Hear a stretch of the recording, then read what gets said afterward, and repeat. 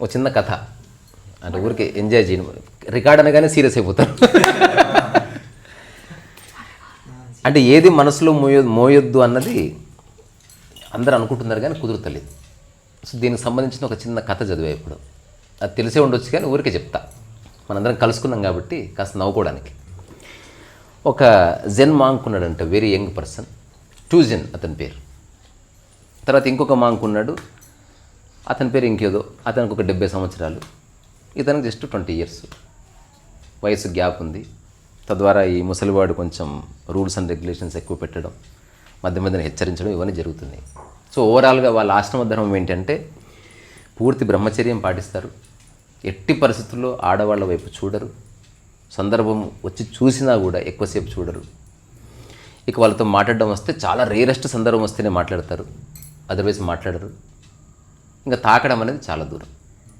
ఇది వాళ్ళ ఆశ్రమ ధర్మం. సో అది అందరూ పాటిస్తుంటారు. ఇది ఇలా ఉండగా ఒకసారి ఒక నది ఒడ్డుకు వచ్చి వాళ్ళు అటుపక్క వెళ్ళాలి. అక్కడ ఒక అమ్మాయి నిలబడి ఉంది. ఆమె నది దాటడంలే. ఇప్పుడు వీళ్ళిద్దరు నిలబడ్డారు, తెలుస్తుంది ఆ అమ్మాయి అక్కడ నిలబడి ఉందని. ఈ ముసలివాడు అన్నాడు, అది ఆయన పోయిన తర్వాత మనం వెళదాం, వీళ్ళ ధర్మాన్ని వీడు పాటిస్తున్నాడు, ఏమో తనకి ఏదైనా అవసరం ఉందేమో తెలుసుకోవాల్సిన బాధ్యత మనకు లేదా అన్నాడు. నువ్వు ముందు ఇటు తిరుగు, నువ్వు ఫస్ట్ అసలు ఆ అమ్మాయిల గురించి మాట్లాడదంటే మళ్ళీ మాట్లాడుతున్నావు, మీరు ఇంతేనా యువకులు మూర్ఖులు, చెప్తే అర్థం చేసుకోరు. లేదండి ఒకసారి అడిగి కనుక్కొని వస్తాను.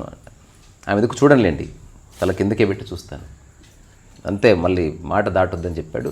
తల కిందకి వెళ్ళి, ఏమిటి మీరు ఇక్కడ నిలబడ్డారు, వాట్ ఈస్ ద ప్రాబ్లం అని అడిగితే ఆమె చెప్పిందంటే, మా అత్తగారికి ఆరోగ్యం బాగాలేదు, అటుపక్క ఊరు వెళ్ళాలి, హఠాత్తుగా పొద్దునుంచే వరద వచ్చిందంట, ఇంతవరకే ఉన్నాయి కానీ నాకు నీళ్ళంటే భయం, ఎవరిని అడిగితే సాయంత్రం వరకు హోరు తగ్గొచ్చని చెప్పారు, కానీ అంతవరకు మా అత్త ఉంటుందో పీకుతుందో నాకు తెలియదు, సో ఏదేమైనా వెళ్ళవలసిన సందర్భం ఉంది. ఓకే, ఇప్పుడు నిజంగా మీకు అవసరం ఉంది కాబట్టి నేను మిమ్మల్ని ఎత్తుకొని అటుపక్క దింపితే మీకేమైనా ప్రాబ్లమా అంటే అటువంటి ప్రాబ్లం ఏం లేదు, కానీ మీరు సన్యాసి మీకేమైనా ప్రాబ్లం, నా గురించి మీరు వదిలేయండి.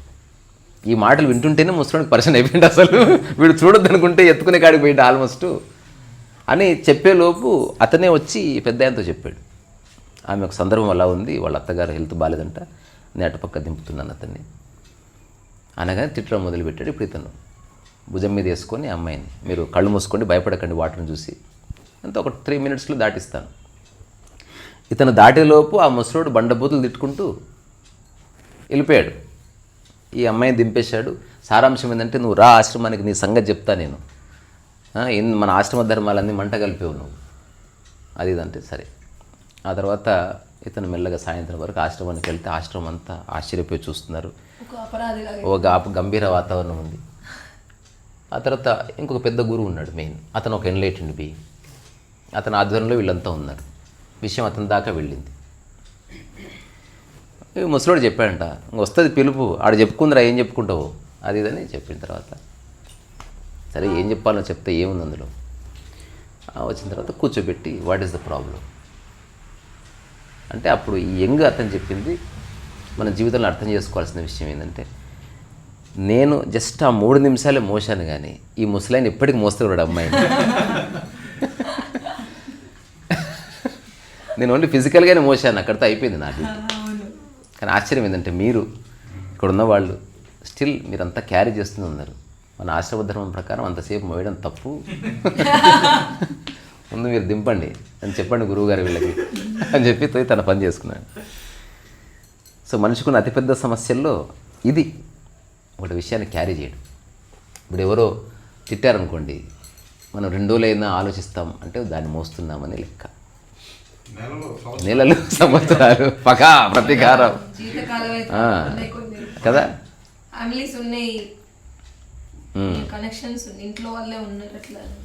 సో వర్తమానంలో ఉండాలంటే గతంలో ఉన్నది ఏది మోయకూడదు 100% కదా. ఇంత చిన్న విషయం ఎందుకు అర్థం కాదా మనుషులకి, ఎందుకు అర్థం కాదంటారు శ్రీధర్ గారు? అలా కాదండి, మ్యాథమెటికల్ క్యాలిక్యులేషన్ తెలుసు బాగా, తెలియని వ్యక్తి A+B² దానికంటే కొంచెం పెద్ద చెప్పినా కరెక్ట్గా చెప్పేస్తారు. ఇప్పుడున్న కుర్రాళ్ళు పిల్లలు ఒక దాని వైపు వెళ్ళలేదు అసలు. ఉమ్. అసలు ఆయన ఏమో చెప్పగలరా? అది వేరు, అది సబ్జెక్టివ్. అంటే ఏదైనప్పుడు అది వేరు, అది లెర్నింగ్ కిందికి వస్తుంది. ఇది అబ్జర్వేషన్ అంతే. ఇది లెర్నింగ్ అనేది ఖచ్చితంగా ఒక్కొక్కరిలో ఒక్కొక్క స్కిల్ ఉంటుంది. ఒకరు బాగా వాయించగలరు, ఒకరు బాగా పాడగలరు, మీరు ఒకరు బాగా మ్యాథమెటిక్స్ చేయగలరు. We cannot compete with Einstein. కానీ జీవిత అవగాహన లెర్నింగ్ కాదు, చూడడం, దాంట్లో నిరర్థకతని చూడడం అంతే తప్ప దాంట్లో మీరు చెప్పింది 100% ఒప్పుకుంటాం. స్కిల్కి దీనికి డిఫరెన్స్ ఉంది. కానీ ఇక్కడ కూడా మీరు ఆ అవగాహన అనేటువంటిది ఏదైతే ఉందో, ఈ కొట్టుపోయేటువంటి ప్రపంచంలో ఉన్నంత వరకు, మన మనసు పరిగెడుతున్నంత వరకు ఏదో విషయం మీద మీరు చెప్పింది అంత తొందరగా మీరు దాన్ని అడాప్ట్ చేసుకోలేరండి. ఒప్పుకుంటున్నా. అందుకే మాటి మాటికి కలుస్తున్నారు, మాటి మాటికి అడుగుతున్నారు, చదువుతున్నారు. I agree. కానీ ఎక్కడో చోట ఇది తేలిగ్గా అర్థం చేసుకునే విషయమే కానీ సమగ్రంగా దాని మీద కూర్చోవట్లేదేమో మనిషి.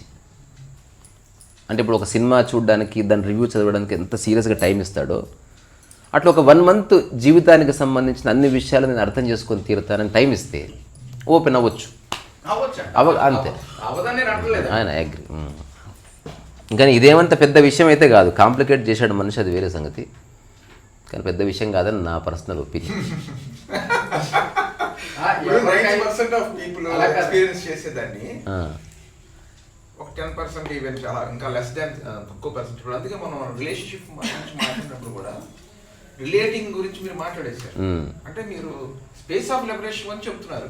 నేనేమంటున్నానంటే స్పేస్ ఆఫ్ బాండేజ్ లో ఉన్న వాళ్ళకి దీని లిబరేషన్ ఎట్లా ఉపయోగించుకోవాలి అదే చూసారా క్వశ్చన్ చూశాను. యా వాటికి ఆల్టరేషన్స్ ఉండవు. So serious we are so serious about the hurt. మీరు అనుకుంటున్నారు అసలు ఈ జస్ట్ చిన్న అవమానం చాలా పెద్ద విషయాలు దారి చేస్తారు అసలు. అవును.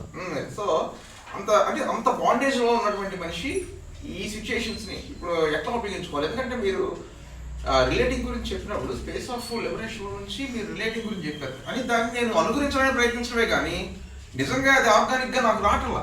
అంటే అనుకరించిన తర్వాతనే ఆర్గానిక్గా మారుతుంది అది. అట్లా అంటే ఎక్కడో చోట మెకానికల్గానే అది అన్వయించుకోవడం చేయడం ఉంటుంది. అది కొనసాగినప్పుడు దట్ బికమ్స్ ఆర్గానిక్, అంతే, తప్పదు అది. ఇప్పుడు ఒక చిన్న విషయం, ఇప్పుడు చాలామందికి తెలియదు. ఇప్పుడు ఆధ్యాత్మిక సాధన అంటున్నారు. ఎక్కడ శరీరం ఉందో అక్కడే సాధన ఉంది, మానసికంగా సాధన ఉండదు. అవగాహన అంటే ఆశ్చర్యపోతున్నారు అసలు. ఇప్పుడు ఇంతవరకు మొత్తం కాంటెస్ట్ అంతా ఆధ్యాత్మిక సాధన సాధన సాధన సాధన సాధన ఈ పదం వాడారు. ఫిజికల్ రియాలిటీ ఇన్వాల్వ్ అయిన చోటనే సాధన ఉంటుంది. ఫిజికల్ రియాలిటీకి సంబంధం లేనిది ఆధ్యాత్మికత. దానికి అవగాహన మాత్రమే అవసరం, అక్కర్లేదు. ఈరోజు పొద్దున్నే ఎవరో ఫోన్లో మాట్లాడినప్పుడు చిన్న ప్రశ్న అడిగా, మానసికంగా సైకిల్ సాధన చేయండి చూద్దాం అని అడిగా నేను. సైకిల్ సాధన అంటేనే బాడీ వచ్చేసింది, యోగా సాధన అంటే బాడీ వచ్చింది. నేను మానసికంగా యోగా సాధన చేస్తుంది, ఎవడాడు చెప్పినోడు? అట్లా కుదరదు. ఇది మానసికంగా సాధన అనేది లేదు, అవగాహన మాత్రం సరిగ్గా చూడడం. ఇప్పుడు ఒక విషయం ఎవరో అన్నారు, నువ్వు మాటికి బాధపడుతున్నావు, ఇంతసేపు బాధపడడం వేస్ట్, 1 నిమిషం బాధపడితే సరిపోతుంది అని తెలుసుకుంటే సరిపోతుంది. అవగాహన, రైట్ అప్రోచ్, రైట్ అండర్స్టాండింగ్ పట్టొచ్చు. ఇక్కడి నుంచి 5 ఏళ్ళు పట్టింది, ఆ తర్వాత ఇంకా 30 ఏళ్ళు ఉంది మంచి ఆనందం కదా గడపడానికి. తొందరపడాల్సిన అవసరం లేదు. మనం ఇప్పుడే ఈ నెలలోనే అంత అర్థం కావాలని మనం ఎందుకంటాం?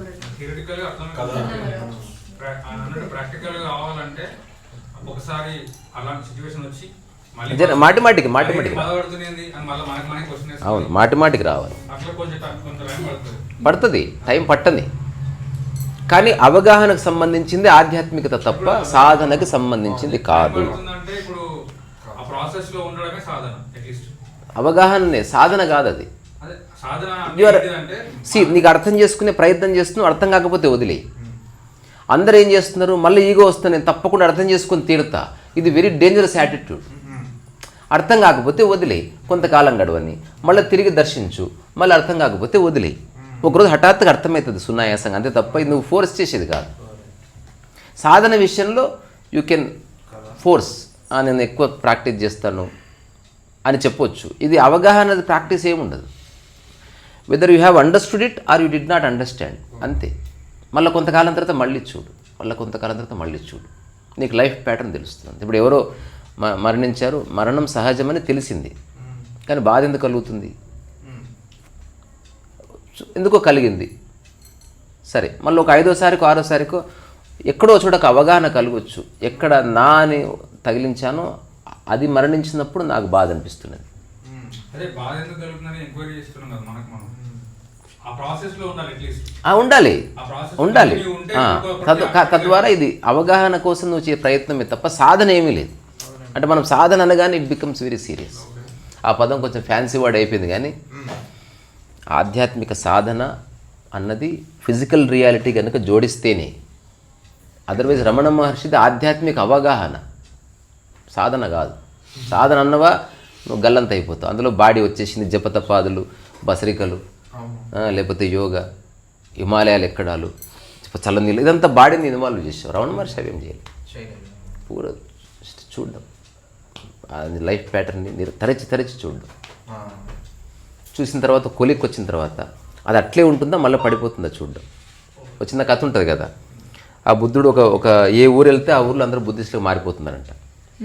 అందుకే ఆ ఊర్లో ఆ చుట్టుపక్కల వాళ్ళు డమ్కి వేసి చెప్పుకున్నారు, ఈయన మాత్రం ఇటు నుంచి మన ఊరికి వెళ్ళి పోనీయద్దు అని బారికేడ్ వేశారంట.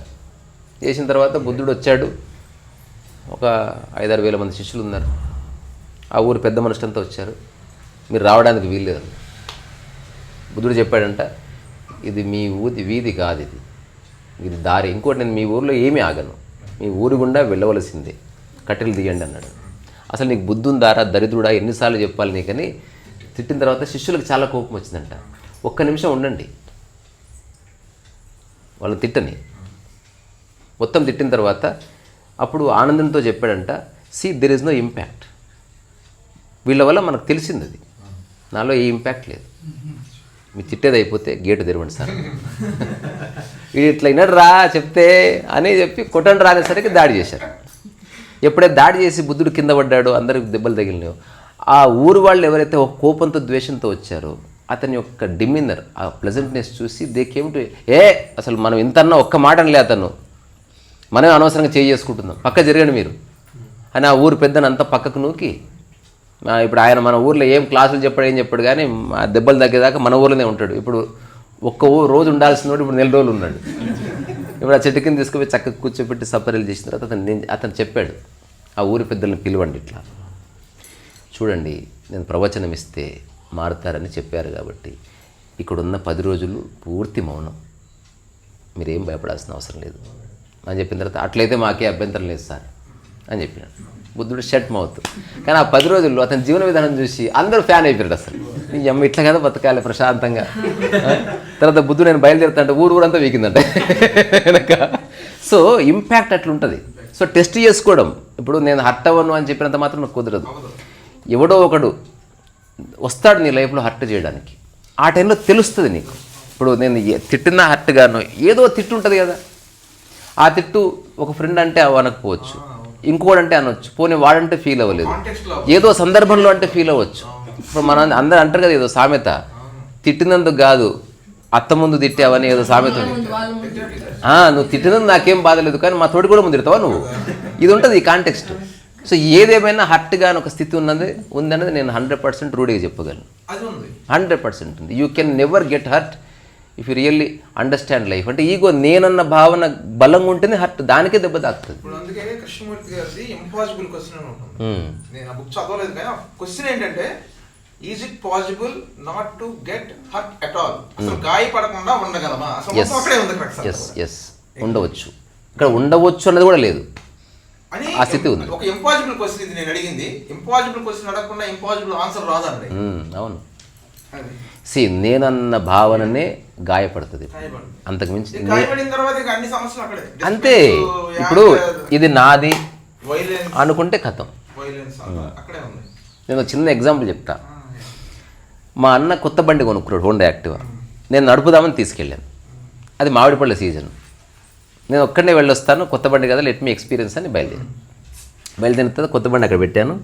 దానికి ముందన అది ఉంటుంది కదా డిక్కీ, పళ్ళు కొనుక్కొని డిక్కీ పెట్టాను, వస్తలేదు. కీ పెట్టాను, వస్తలేదు. పళ్ళు 3-4 కిలోలు ఉన్నాయి.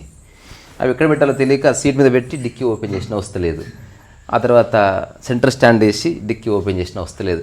తర్వాత ఒక్క గుద్దిన ఇట్లా గుద్దగానే ఒకడు వచ్చి నన్ను గుద్దాడు, పడిపోయాను. ఇట్లా ఏంది నా బండిని కొడుతున్నావు అన్నాడు. ఎగ్జాక్ట్లీ మా అన్న బండి లాగా ఉంది అది. మా అన్న బండి పక్కన ఉంది. అసలు నేను దాని నెంబర్ ఏం చూసుకోవట్లే అసలు. ఐ వాజ్ వర్కింగ్ అని ఇట్ సీరియస్లీ. ఏంది బే నా బండి ఎందుకు గుర్తుదావురా నువ్వు అన్నాడు. అప్పుడు అయితే ఒక్కసారి సార్ జస్ట్ వెనక్కి చూస్తే నెంబర్ మా అన్నది. సారీ చెప్పాను. సో ఫిజికల్గా హర్ట్ అవ్వడం ఉంది, మానసికంగా గాయపడడం అనేది లేదు. కానీ ఉన్నదనే కదా ఇప్పుడు మాకు అంటే పర్సనల్ ఎక్స్పీరియన్సెస్ అన్ని 98% of the people 99% of the people మేము physical psychologically we're getting hurt. అదే చెప్తున్నా. అంటే ఎక్కడ నేనన్న భావన ఉంటుందో ఖచ్చితంగా హర్ట్ ఉంటుంది. చాలా జరుగుతుంది. అక్కడ నుంచే మొత్తం డిస్టర్బెన్స్ మొదలవుతుంది, అక్కడ నుంచే రెస్ట్లెస్నెస్ మొదలవుతుంది, అక్కడ నుంచే యాంగర్ మొదలవుతుంది, అక్కడ నుంచే మళ్ళీ ఫిజికల్ అన్ని పంచాయతీ అక్కడి నుంచే మొదలైంది. అసలు శరీరంలో మీరు చెయ్యి కలిపారు, అవును, ఇది ఎక్కడి నుంచి వచ్చింది? చెయ్యి కలపాలనేది ఆలోచనలోంచి అవును వచ్చింది. అవును, అసలు చెయ్యి మీరు టోటల్ ఫిజికల్ బాడీలో ఎనీ మూమెంట్ మీరు మీ ఆలోచనలోంచి వచ్చిందే తప్ప బాడీ కంటూ సెపరేట్ గా ఐడెంటిటీ అసలు లేనే లేదు కదండి. బాడీ ధర్మాలు బాడీకి ఉన్నాయి. ఇప్పుడు కొందరు ప్రయోగం చేశారండి. అంటే కొన్ని పుస్తకాలు ఇట్ ఇస్ రిటర్న్. నువ్వు గనక ఒక దగ్గర కూర్చుంటే నువ్వు నిర్ణయించుకున్నావు యూ షుడ్ నాట్ మూవ్ అని. కానీ ఒక పర్టికులర్ మూమెంట్లో బాడీ తానంతకు తాను లేచి ఓ చెట్టు కింద కూర్చోవడం చూశారు కొందరు. అంటే body has it own intelligence. అంటే నువ్వు అడ్డు రాకపోతే అది ఏం చేయాలో అది చేస్తుంది తన ఎక్స్టెంట్ వరకు. అంటే తన సెక్యూరిటీ ఎప్పుడు చూసుకుంటుంది బాడీ. ప్రతిసారి మనం ప్రేరేపిస్తేనే బాడీ కదులుతుంది అన్నది కూడా ఒక ఎక్స్టెంట్ వరకు okay. But there are moments even మీరు మానసికంగా మీరు లేకపోయినా, మీరు నిద్రలో ఉన్నా, మీరు అన్కాన్షియస్గా ఉన్నా, బాడీ ఫంక్షనాలిటీ దానికి ఉంది. ఇంకొక ఉదాహరణ చెప్తున్నా. బండి మీద వెళ్తుంటావా, బండి మీద ఒక్క నిమిషం స్ప్లిట్ సెకండ్ లో కన్ను రెప్పడుతుంది. ఒక అవును తెలిసిపోతుంది ఎంబడి. అది ఎంత ఫాస్ట్ గ్రాస్ప్ చేస్తుంది. బ్రెయిన్ లో ఇంపాసిబుల్. అది వెరీ అసంకల్పిత ప్రతీకారి. అవును, రిఫ్లెక్స్, ప్యూర్ రిఫ్లెక్స్. రక్షించుకునే వ్యవస్థ దానికి ఉంది, మన ఆలోచన సంబంధం లేకుండా. అదైతే అది ఉంటుంది అంతవరకు ఓకే. ఏదైనా సారాంశం ఒకటే సార్, ప్రతి పనికిరాని లవ్ ఫుడ్ విషయానికి హర్ట్ కావడం మానేయాలి. అరే ఒక్క బలమైన రీజన్ ఉండాలి హర్ట్ కావాలంటే. ఇప్పుడు ఎవడో నవ్వాడని, ఎవడో ఇట్లా చేశాడని, ఎవడో నన్ను చూసి పలకరించడం, ఇట్లాంటి వాటికి హర్ట్ అయ్యేది. నేను చెప్పిన హర్ట్ దేనికి అవ్వాలో, వైలిన్ జాయిన్గా ఒక 6 ఏళ్ళు నేర్చుకున్న రాకపోతే హర్ట్గా, ఒక పుస్తకం రాయి మంచిగా రాయకపోతే హర్ట్గా, రోజు యోగా చేయకపోతే హర్ట్గా, మంచి రీజన్ ఉండాలి. పనికిరాని విషయాలకు హర్ట్ కావడం ఏంది?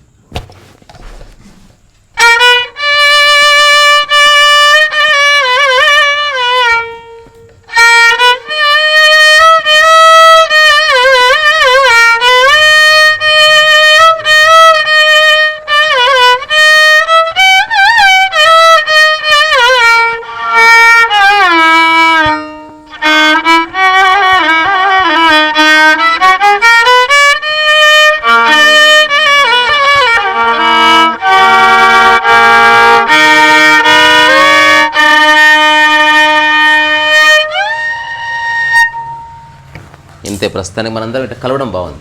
అందుకని ఊరికే ఏమంటారు, out of curiosity just document చేసినంత. అంటే మనం మాట్లాడినంత మంచి విషయం కాదేమో కానీ కలవడం బాగుంది ఇట్లా. ఆ కారణంగా మనందరం సమానం అన్న స్పృహ ఎప్పుడు మర్చిపోవద్దు, మీరు కానీ నేను కానీ. భేదభావం వచ్చిందా అసలు ఆధ్యాత్మికతకి అసలు బీజమే పడదు.